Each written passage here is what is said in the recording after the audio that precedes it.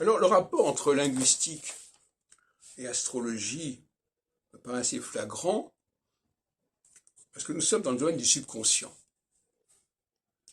Les gens qui parlent le français, par exemple, ne savent pas parler du français, ne savent pas comment fonctionne le français, mais ils le parlent. De la même façon, les gens suivent les processus cosmiques, les processus cycliques, sans les comprendre.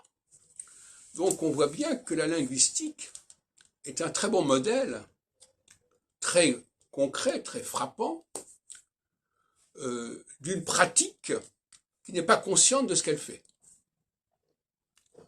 Et la langue française est un cas particulièrement remarquable, parce que s'il y a une langue dont les arcanes, dont les règles sont difficiles à saisir, parce qu'il y a des points de vue complètement contradictoires, des pratiques complètement contradictoires, c'est bien la langue française.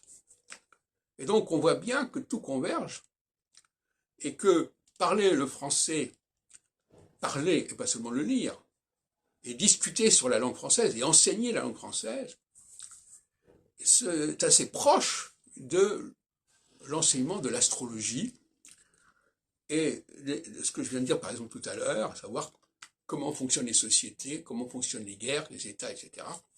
Mais ça aussi, c'est quelque chose que nous vivons, que nous pratiquons, mais que nous ne maîtrisons pas. Et donc, en ce sens-là,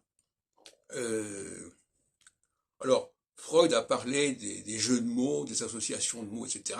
Lacan aussi. Donc, quelque part, la psychanalyse s'est intéressée au langage. Mais elle n'a peut-être pas pris complètement la mesure de cette opacité du langage, justement.